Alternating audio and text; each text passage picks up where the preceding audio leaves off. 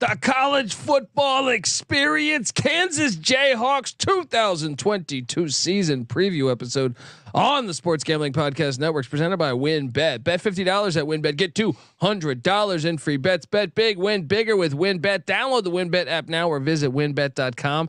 That's WYNNBet.com and start winning today.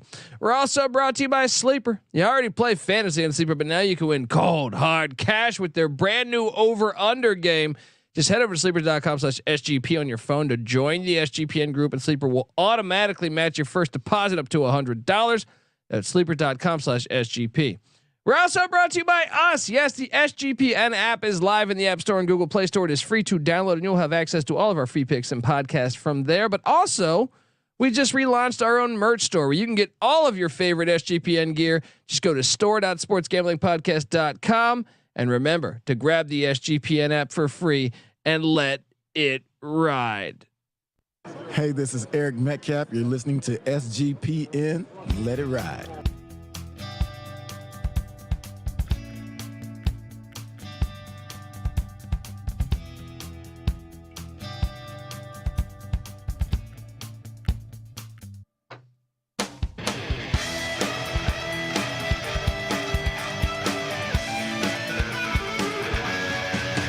Yes, yes, yes. Woo! Welcome to the Kansas Jayhawks 2022 season preview episode. My name is Kobe Swinging Database Dad, aka Pick Dundee. That's not a pick. This is a pick. Nobody knows nothing. Somebody knows. Double the price, but no one touches Dundee. Oh man, we gotta have a heart-to-heart, folks. All right, I love breaking down these teams, and if you listened to us last year, if you listened to us years before, you know I'm a Lance Leipold guy. I am joined by my co-host. Give it up for former JMU Duke defensive back, the burrito eating, sideline kiss stealing, wheeling and dealing, Patty C in the place to be. Hi, up. I told you little shits last year that Kansas was gonna be nasty. Yes, yes, yes. I know they just went 2-10, but I was on record. I did several shows last year. One of my locks, my strongest lock, I think it was Kansas over 1.5 wins, Patty C. Or I'm sorry, over 1 win. It was one win last year. They doubled that up. They should have done more than that too. Oklahoma got Caleb Williams, pulled some shit out of his ass. One of the luckiest wins over there. And honestly, I felt pretty great. I was laughed at a couple shows that I was on, man. Yeah, I was laughed at. I remember last August doing a preseason episode on a couple different platforms. Even our guy Phil Steele said no. And I mean he wasn't laughing at me, but he said no, Kobe. I think you're a year or two off. Well, boom. Hello, Phil. Phil's a great guy. Phil's a great guy. He said he thought maybe, but he was like, nah, I don't think this year. I can see them tying the number. Colby's ahead of the curve on old Lance Leipold. I mean, well, Lance Leipold. I mean, first off, let's just get it going here. Let's just get it. Where's?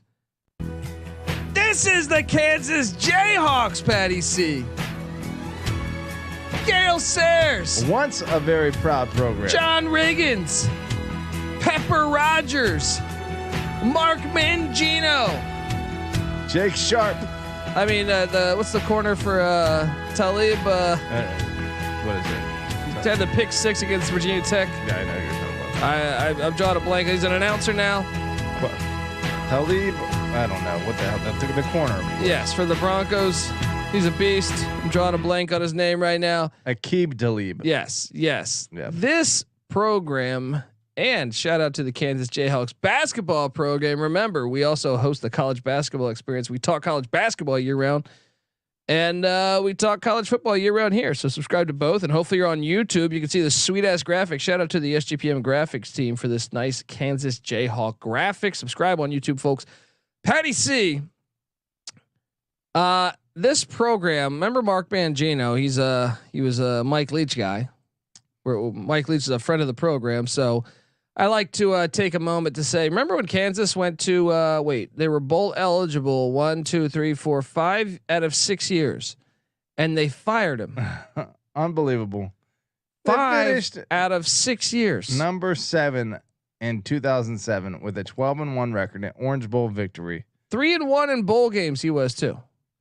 And they fired him, and then they deserved that misery with Turner Gill and Charlie White. Even though Turner Gill didn't even get a fair shake.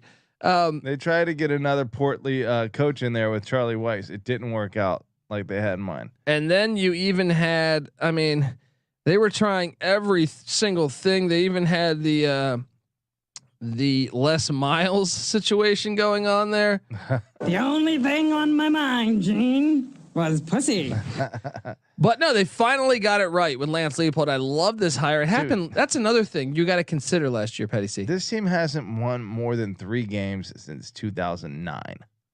That's called karma. But check this out. What you need to realize too is Leipold was a very late hire last year. Oh yeah, very late. So it was like May. Yeah, it was very late after spring practice. And when you look at the way the season ended last year, Patty C. Yeah. You pull it up now. That Oklahoma score completely misleading. If they get to stop on that crazy pitch play, they win that game, right? Yeah. Now they did the very next week get their ass completely destroyed at OK State, and they also got pretty beat down by their rival K State. But they won at Texas. He almost beat Oklahoma and Texas in his opening year, and then a 3-point loss at TCU, followed by a 6-point loss to WVU. They bought in, man. Yeah, I could see it if you watch them every week, which I was closely because of my wager. This team bought in, and that to me, I hate to tell you about this, Patty C, but there's a thing out there in the world. All right. I think tide turning. As I remember, I was raised in the desert, but tides kind of it's easy to see a tide turn. In this case, it was very easy to. Did I say those words? Turn. Yes. I said those words, and it was very easy to see that. And I'm telling you, I like what they have going right now. Okay, let's take a look at this roster. Now, last year, like I said, it was a disaster at first. There's no hiding that. I mean, even the first game of the season was a sweat against South Dakota. But Andy Kotelnicki. Is that how I pronounce that? Kotelnicki. I don't know. He's back at the OC spot. 17 returning starters overall for the team, but Kotelnicki's back. They were the 111th scoring offense in the nation, 88th in rush offense, 106 in pass offense, 113 in total offense. Once again, though, I would bring up last year's schedule, and I think putting a 50 spot on Texas. And then WVU's had a good defense under Neil Brown and doing this. I mean, they lost the game, but I still think they put up, I think 28 or something. Yeah, fine on that. 28-34. Yeah. Pretty decent offensive output there. I'm telling you, I like what we got going here, especially when you consider this. Jalon Daniels was a freshman quarterback last year, Patty C. Yeah. I actually think this kid's got potential. And I actually think the more time in this offense, and they even have Jason Bean, the North Texas transfer who played some last year. I think they have depth at quarterback. I like it. Well, Daniels had pretty good numbers. 69% completion percentage, 7.4 yards per attempt adjusted is pretty good. 7 touchdowns, 3 interceptions. That's a ratio you can live with. 7 to 3. Yeah. And I mean, he could do, him and Bean rush for almost 500 yards together. Leipold's teams, traditionally such ground heavy teams. I'm telling you, I think this offense is going to be a lot better than what we think. They were 88th in rush offense a year ago, right? 111th scoring offense, 106 in pass offense, charting at 113 overall offense. But I just think you got to throw that out because I think they're going to be a lot better. And I think both quarterbacks give them depth because they run them a little bit. So if they get dinged up, I think they'll be okay. Yeah. Devin Neal is back. Devin Neal is back at running back, and Devin Neal rushed for 707 yards, 4.5 yards a rush. And I love the fact they got Kai Thomas. They got Kai Thomas, a name to keep. Well, I'll key in on that in a minute. And I actually think this running back room is really deep right now. 2 of 3 wideouts are back, led by Luke Grimm. If there's a weakness on the offense, it's probably the depth of the wide receiver position. But I can tell you this: 4 of 5 starters back on the offensive line. 89 career starts on the offensive line, led by Bryce Cabledew. This guy's got to pay his cable. Tight end Mason Fairchild is back. All right. I'm telling you, I think they're going to be, and then that's really 5 out of 6 along the offensive line. Defensive coordinator Brian Borland is back. Shout out to Borland. 129th in scoring defense, 129th in rush defense, needing some work. There. 81st in pass defense, 126 in overall defense. I think that's going to be much better as well. 2 of 3 back on the defensive line. Well, I mean, how many weeks do you really get officially with your team in the summer before games start? 3.5, 4. You know, Spring is massive, and he didn't have that with his team. You know, it took 9 weeks. But I'm telling you, this team's going to be vastly improved. 2 of 3 linebackers back, led by Gavin Porter. Like I said, the D line, Malcolm Lee, bringing some guys back. I think the linebacking core will be a lot better, and circle the secondary core. I think only 2 of 4 back, led by Kenny Logan Jr. But I'm going to get to why I think they're going to be vastly better. Kenny Logan Jr. though, first team all conference preseason and at kick returner too, athlete. Well, I'm telling you, kicker and punter are back as well. Patty, I'm going to dive into why I think the defense is going to be a lot better. Let me say one thing real quick. What's here. that? This team, the first 9 weeks of the season, only scored 28 points one time. That was against a terrible Duke team, right? Yeah. The last 3 games of the season, they scored 28 each of those. That is offensive. A 50 spot against at Texas. 57. Yeah. And a single overtime. Watch out, man. I'm telling you, watch out. All right. I'm going to get to, we're going to talk transfer portal. We're going to talk recruiting rankings. We're going to talk, we're going to go game by game on the schedule. I think if you're a Kansas Jayhawk fan, you've had a lot of years miserable. Good things are happening. Good things are happening. We'll get to it in a minute, but first I got to get us paid. I want to tell you folks that the college football experience, Kansas Jayhawks season preview on the college football experience is brought to you by WinBet. Bet $50 at WinBet. Get $200 in free bets. Bet big, win bigger with WinBet. Download the WinBet app now or visit winbet.com. That's WYNNBet.com and start winning today. We're also brought to you by Sleeper. You already play fantasy on Sleeper, but now you can win cold hard cash with their brand new over under game. Just head to sleeper.com/SGP on your phone to join the SGPN group, and Sleeper will automatically match your first deposit up to $100 at sleeper.com/SGP. We're also brought to you by us. Yes, the SGPN app is live in the App Store and Google Play Store. It's free to download, and all of a sudden, boom, we've just relaunched our SGPN merch store. Tons of awesome gear from your favorite SGPN shows. So just go to store.sportsgamblingpodcast.com. Once again, that's store.sportsgamblingpodcast.com. We're also brought to you by Dave. Yes, not your uncle that's been drunk out of the bar for the past 20 years. No, talking about a different Dave. That guy's solid though, right? We're talking about Dave. Yes, Dave is a banking app that can help you get up to $500 instantly with extra cash. I mean, that's more money to fill your tank. Buy a wedding gift. I don't know. Get an Airbnb up in for a night in Lawrence for a football game. I don't know. Honestly, this is a pretty cool thing because there are so many times in life I think where you just wish you had a little bit of extra cash. Whether something happened, I just had my dog. I spent over $2,000 for my dog. My dog has a surgery. Right. So that made it thinner.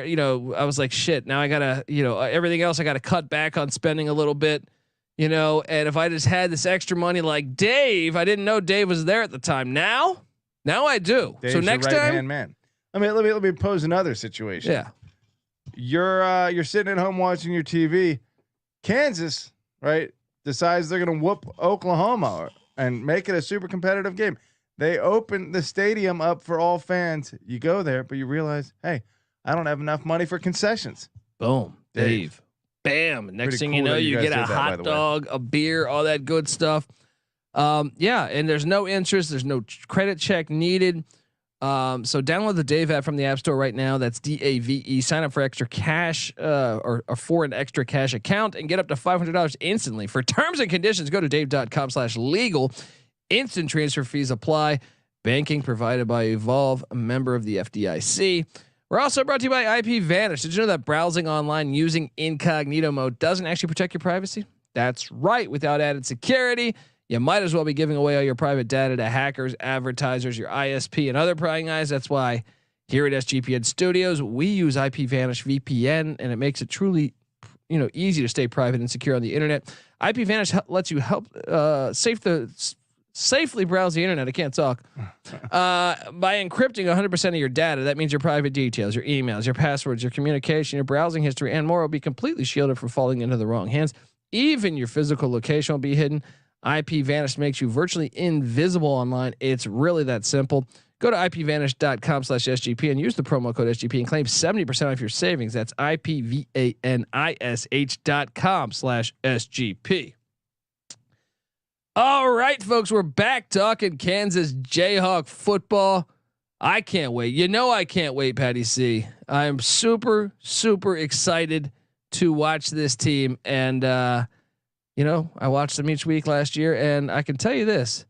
I'm going to tell you what left transfer portal wise before I tell you what came in. Who left the team was wide receiver Magic Rector. He's in the portal right now. Great name. Cornerback Devontae Wilson went to Florida A&M. Cornerback John Quay Lewis went to McNeese. Kyler Pearson is a wide receiver in the portal. Deuce Mayberry's a corner in the portal. They did lose offensive tackle Corey Robinson to Georgia Tech. They also lost tight end Tristan Golightly to Abilene Christian. Tight end Mason Brotherton is in the portal. Running back Gayfler Flomo is in the portal. Offensive tackle Larson Workman is at Texas State. Wide receiver Tavuke Williams is at Northern Iowa. And there's another wide receiver, Jamal Horn, and Alonzo Person, linebacker, that is in the portal as well. And that is everything, right? Those are your also one other guy or another running back went to Northern Iowa. Amari Pesek Hickson. Any huge losses in the portal? No, not really. I mean, maybe the offensive lineman to Georgia Tech, I would say, right? But check out what they get, and this is what I mean. The defense is going to be a lot better, and I love the run game. All right. So first off, the defense, cornerback Monte McGarry coming in from Utah State, right? Yeah. They only won the Mountain West a year ago, Patty C.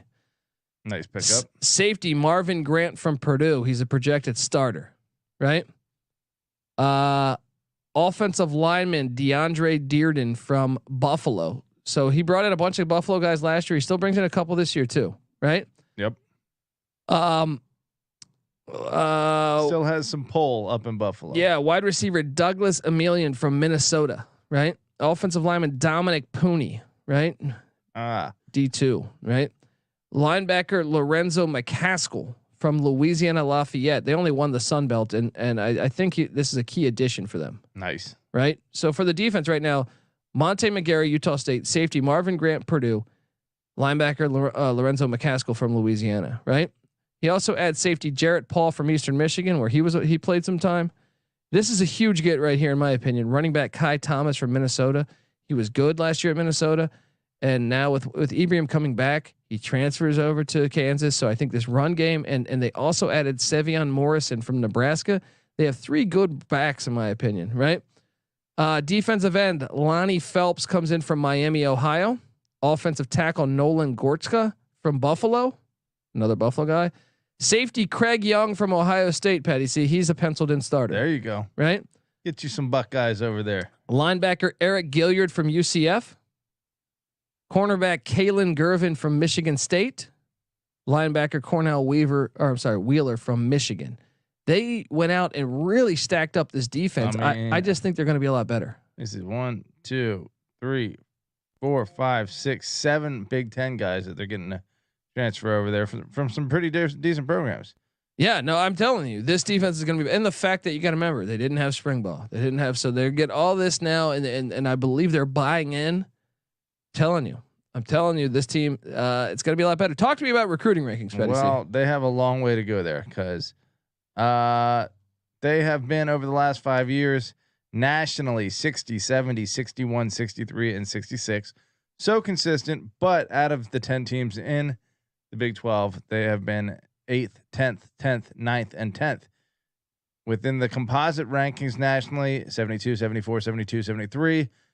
I wonder if Texas was first last year or over the past couple of years. That's probably the case. Because isn't that funny that Kansas beat Texas at Texas? It is funny, but Kansas also went 2-10, and lo and behold, so they were dead last in the Big 12, and they were also dead last in recruiting or in the composite rankings within the Big 12 each of the last 4 years. So I would say there's a correlation there. I would say they need to improve talent wise.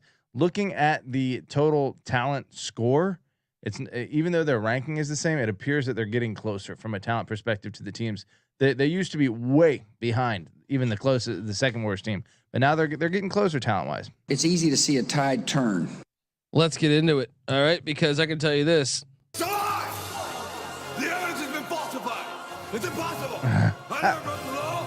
I am the law. Leipold is the law. If you're watching on YouTube, this graphic here, Las Vegas projecting 2.5 wins for the over under. Let me throw some shade on Colby real quick before we do this. How many wins did you project them at last year? Let's have a moment of What did I say? humility here. I want to say you projected them like four or five almost. I mean, I think I was pretty fucking close. They only got 2, buddy. So that's what I'm saying. I'm going to be the wet blanket here and be the dose of reality for the fans. But I projected that they would be. The number was 1, and I said they'll be 1-0. Well, Which you they definitely were. sold me on the over and that cashed. So I'm glad. Did I lock that with you? Yes, I did lock that. So and Nick too. That cashed. But 2.5 was still a tough schedule. We're going to see if they can get it this year. They do play 10 Power 5s, and their 11th game is at Houston, and then they get an FCS. That's pretty brutal because Houston's a Power 5 in 12 months. All right, but you got to have faith to go into the darkness, Patty C. Week 1, the very golden Eagles of Tennessee Tech come to town to David Booth, Kansas Memorial Stadium. Kansas will be 1-0. I agree completely. Obviously, how did Tennessee Tech do last year? They weren't very good in the FCS. 3-8. Pencil that one in as a win. So now you're talking about 1.5 wins, Patty C. It's September 3rd, and you've already cashed your. You've already got 1 win. Yeah. So all you need is 1.5 wins at this point. Right? Well, you better find a way to pick them up. Well, I tell you this. I love this next spot. They almost beat them. You know why I love it? Why? They play Pitt the week before.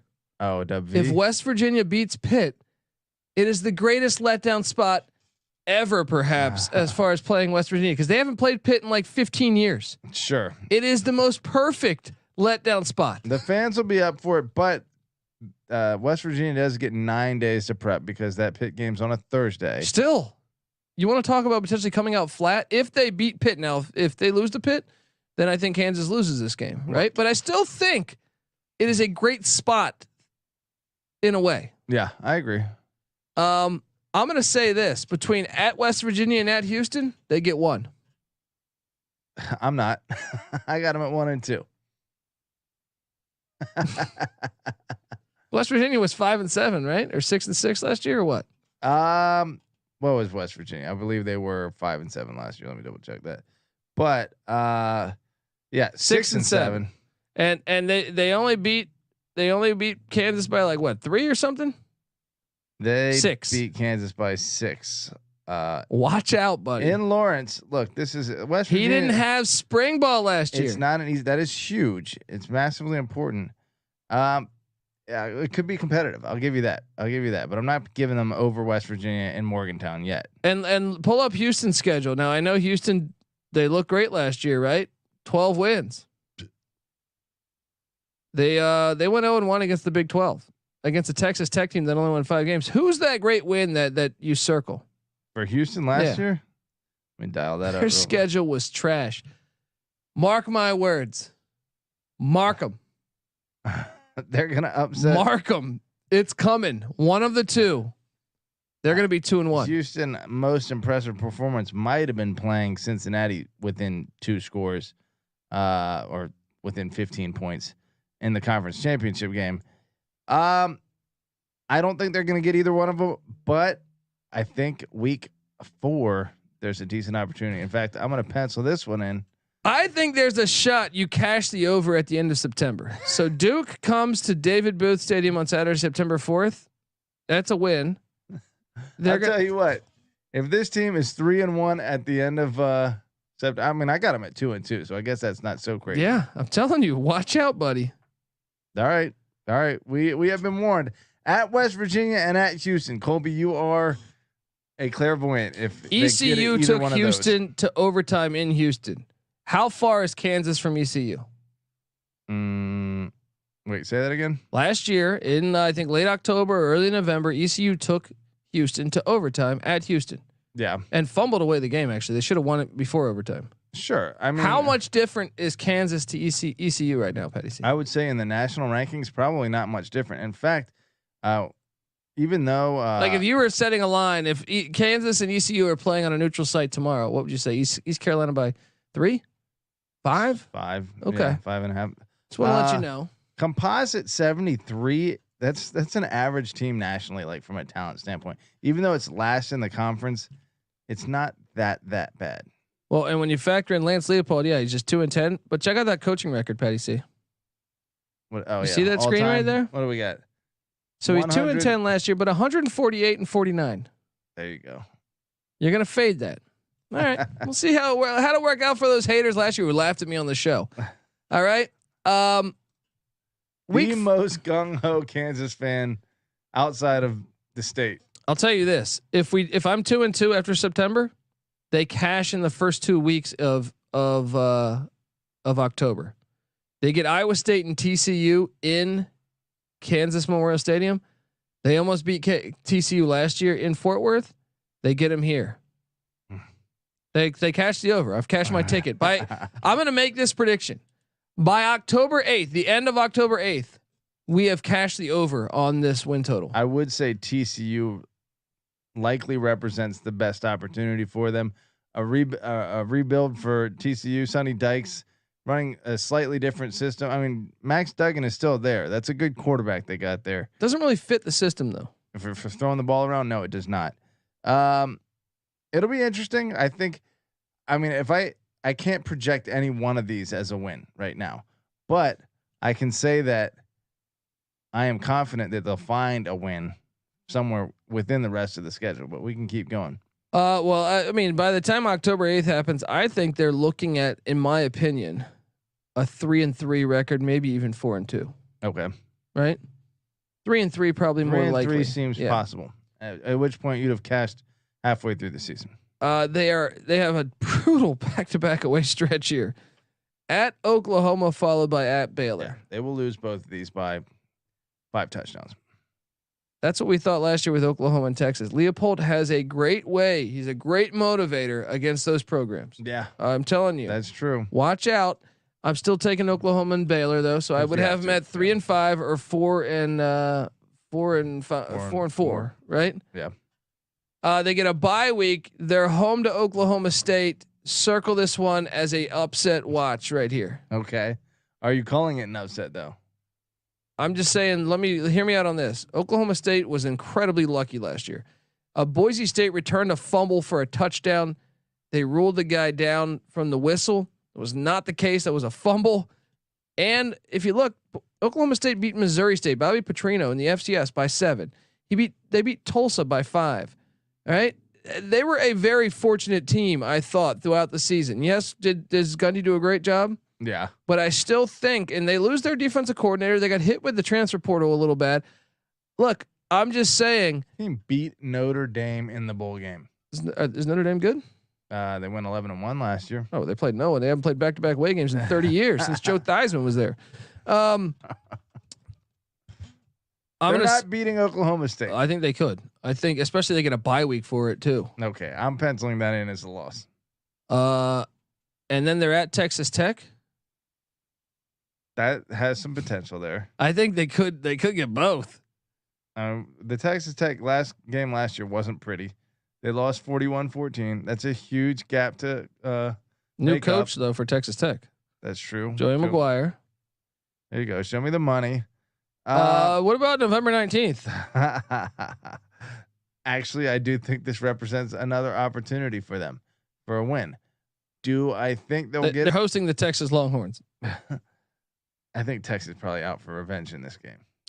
Then they're at K-State. I think K-State gets them. Yeah. Okay. So what's your projection? I got them at 3-9. I got them at 6-6. I might have them at 2-10. That's a very hard schedule, but I think Tennessee looks good. Duke looks good. And I think they find a win somewhere in there, most likely TCU at home. You got them 3-9. You got them 6-6. I do. Folks, remember this so we can all talk shit to Colby. You laughed last year. I think 5-7, 6-6 is their reality. I think you are eternally optimistic here, but I think you once again have convinced me that the over is the play. They started a freshman quarterback last year, Patty C.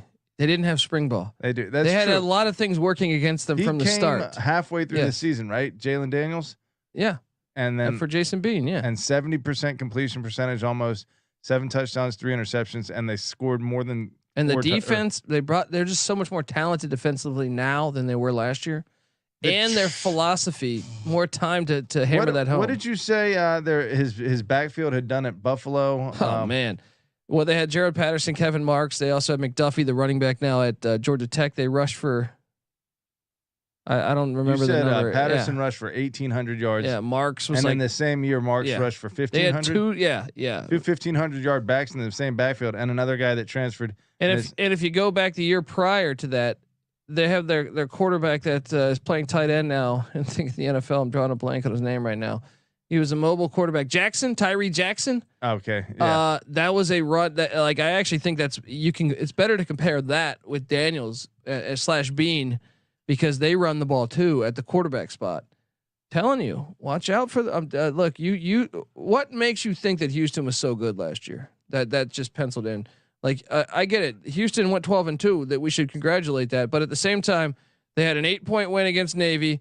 They had an overtime win against ECU, a 7-point win against SMU, an 8-point win against USF. Out of curiosity, on the fly, let's do this. Let's do this experiment. Let's rattle off some teams that you think they have a decent chance of beating, and I'll give you the composite talent ranking as of 2021, which is the most recent composite. West Virginia. Okay, so remember, Kansas is 73 nationally, West Virginia 58. Okay. Not a huge difference. Houston was 71. And you're sitting there thinking I'm a fucking maniac. That's a huge difference talent wise. It's not. Duke is 61. Surprisingly more talented than some of these Iowa teams. State 57. TCU 29. It's shocking that they have had the struggles that Texas Tech 62. Kansas State. I imagine like 50 or something, right? 69. They're almost as talented as a lot of these teams. That gap has closed considerably. That means maybe there are more of these games that are 50-50 than I'm giving them credit for. That said, prove it to me. I'm still taking the over, but I don't see bowling happening just yet. Telling you, watch if best case scenario, like let me just paint this before we get out of here. West Virginia beats Pitt week 1. Yeah. Perfect fucking letdown spot week 2. They catch them. So they catch them. And then you're 2-0. You're going into a Houston team that you said is only 2 spots.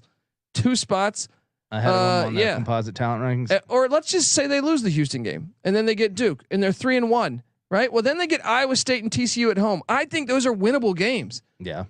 So all of a sudden you could paint the picture. I mean, yes, this is crazy, but you could paint a picture of 5-1. That would take a lot. This is still Kansas for whatever reason, despite being in that range from a talent perspective, like for the last few years in their low 70s, they haven't found a way to win these games, and they got slapped around a lot. Again, last year, kind of have to give Leipold a pass for the first half of the season while they were getting that figured out. Definitely, and watch out. We're gonna find out a lot about this team. You know, I love this team, folks. Subscribe to the College Football Experience. He's on the over. I'm on the over. And by the way, like the odds on this are flat even. They're -110 on both sides. So even Vegas didn't. I mean, Vegas thinks it's actually like they're just saying 2.5 wins. It's good. They're either going to be 2 or 3. They don't feel confident about either or. Yeah. I think Vegas is wrong. I think it's going to be substantially more. I think by October 8th, you'll probably have cashed this ticket, but regardless, you'll cash it by the end of the year. Lock this up for me. Yeah. Lock this up. The defense is way more talented this year than they were last year. They started a freshman quarterback last year. This year he's a sophomore, and like I said, he arrived very late. They didn't have that spring, getting all those practices. That is an advantage. I'm telling you, the team bought in late in the year last year. Lock up the over. Let's go with the Jayhawks. You heard it here first. Subscribe to the College Football Experience. Give us a 5-star review on iTunes, and if you do that, take a screenshot. Right? Find us on Twitter at TCE on SGPN or at the Colby D. We'll send you a College Experience T-shirt. If you're on YouTube, like this little pennant over here, right? And we'll send you that. Also, subscribe to the College Basketball Experience and the College Baseball Experience. I mean, like I said, we talk college basketball year round. We talk college football year round. Check those out. Check out the Sports Gambling Podcast. They're already doing NFL futures, fantasy football drafts. Doing basketball? Oh, they only won the Natty. They only won the chip. Leopold's about to, maybe next year. Boom. Big Ten invite pending here after Let's what go. Leopold does this year. I mean, and also, I mean, do I need to remind you also that Lance Leipold, you know what his playoff record is, Patty C? What's that? 34-1 in the playoffs. Wow. I mean, if you consider Oklahoma and Texas big games that they got up for, they performed pretty damn well. So maybe big game Lance. Let's go, baby. What's chalk? What's something with a little alliteration that we could give Lance Leipold? Lucky Lance? No. I don't know. Long Dong Lance, not Big Dick Nick. Long Dong Lance. Sir Lancelot. Sir Lancelot. There we go. Folks, check out get the SGPN app. Check out the store. You're gonna dig it. All of our other podcasts, golf gambling podcasts, soccer gambling podcasts. Got the World Cup around the corner. All this other stuff. I mean, NBA, NHL, MLB. Check out. We have all those just for free sitting there for you. Check them out. All right, folks. This is the College Football Experience. Lock up the over on the Jayhawks. He's on it. I'm on it. Are you locking it, Patty C? I'm not locking it.